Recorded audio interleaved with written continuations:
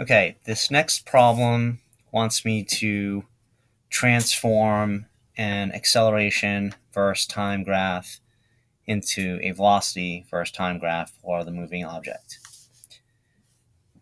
In this graph, it does say that the object starts at rest at the origin. So let's make sure that we don't forget about that. We're going to need that for the next graph and for some of the following questions. In order to transform this graph into a velocity time graph, I need to know all the different velocities at these time intervals where acceleration is happening. Before I do that, let me just make sure I understand what's going on in this graph.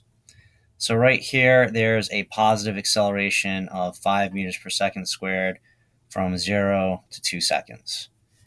This next interval from 2 seconds to 10 seconds, there is no acceleration. So what's happening here is there's constant velocity. Okay. Over here, because this is a positive acceleration, I'm going to have a positive slope on the velocity time graph. Over here, I'm going to have a flat horizontal line.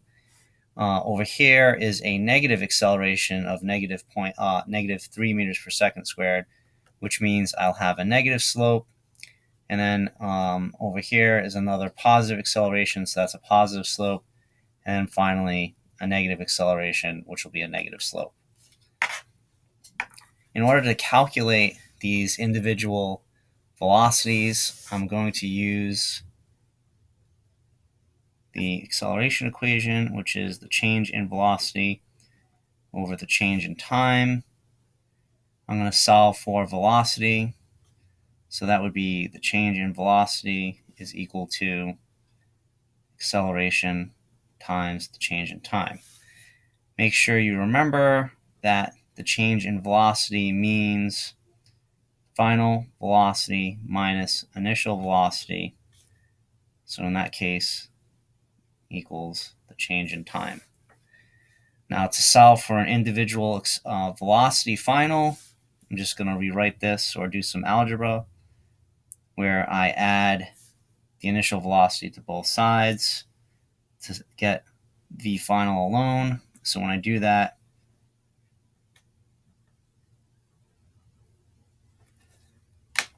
this is the final equation that I'm going to use to solve for my velocities. Okay. So for the first time interval, which is from 0 seconds to 2 seconds, my final velocity would be, initial velocity is 0 plus an acceleration of 5 meters per second squared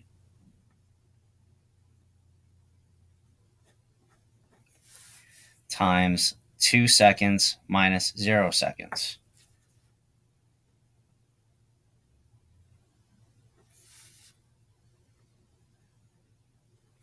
When I calculate that out, I get 10 meters per second. So that's my first velocity value.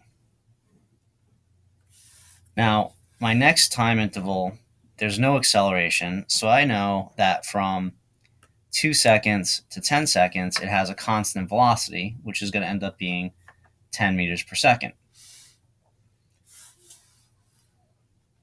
If I calculated it, I would still get the same answer, but I'm just going to write it out. V final 2 is equal to 10 meters per second.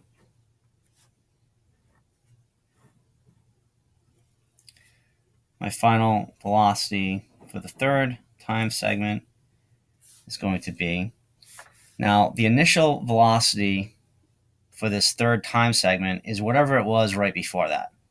So the initial velocity is whatever it had right before that. So right before this, the velocity was whatever I had in V2, V final 2. So that means I've got 10 meters per second plus whatever my acceleration is. In this case, it's negative 3.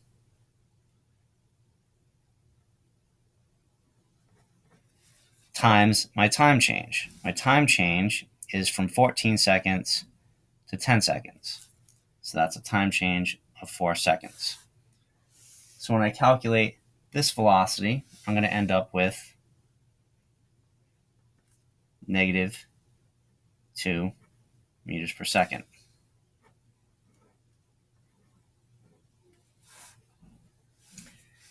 For V4, my initial velocity is what I had in the previous one. So negative 2 meters per second plus, and for this interval, my acceleration is 1 meter per second squared positive. And the time interval is from 22 seconds to 14, which gives me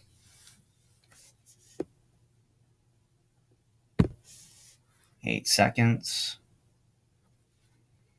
And the velocity for this one is 6 meters per second. And one more velocity. So 6 meters per second plus the acceleration over here is negative 1 meter per second squared, and the time interval 25 to 22, so 3 seconds.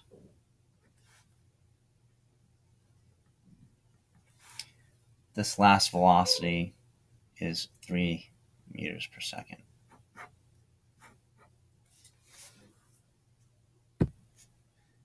Okay, what I need to do now is I need to plot these velocities for the time intervals. Again, when you look at the acceleration graph, the time intervals go from 0 to 2 seconds, 2 seconds to 10 seconds, 10 seconds to 14, 14 to 22, and then 22 to 25. So my first velocity goes from 0 to 10 meters per second. So, and that's in 2 seconds.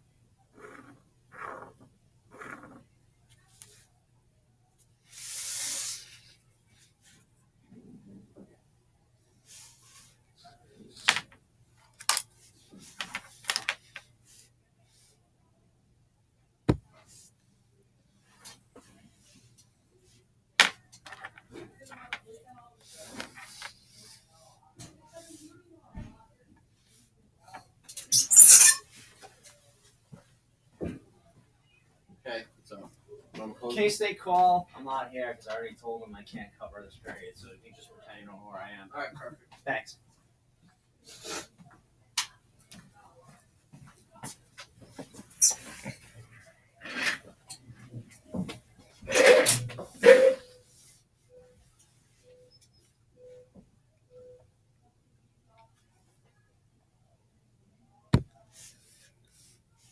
Now I know for this next time interval from 2 to 10 seconds, it has a constant velocity, so it's going to stay at 10 meters per second up until 10 seconds. So I make my point right there, and I know I need to connect from this to that with a straight line. Again, each one of these is 2.5 seconds. So if this is 15, if I go backwards 2 little blocks, that would be 14.5, and then 2 more blocks would be 14 seconds. On the y-axis, same thing. That's 2.5 or negative 2.5. So if this is negative 2.5, if I go up 2 little blocks, that'll bring me to negative 2. which is my next velocity value. Okay, here are the remainder of my lines plotted. In the margin here, I wrote the actual points that were plotted. So the object starts at rest at 0 time. So that's the first point right here. The next point at 2 seconds, it had a velocity of 10 meters per second. That's that point. At 10 seconds, it had a velocity of 10 meters per second. That's that point. At 14 seconds, it had a velocity of -2. And then at 22 seconds, it had a velocity of 6. And finally, at 25 seconds, a velocity of 3. Now, these all match what's happening on the acceleration time graph. This is a positive slope, so that's a positive acceleration. And if we found that slope, we would end up getting 5 meters per second squared. There's no slope here, so that's constant velocity. This is a negative slope. Again, if we found this slope, it would give us a -3 meters per second squared. Positive slope of 1 meter per second squared. Negative slope of -1 meter per second squared. So it all matches up.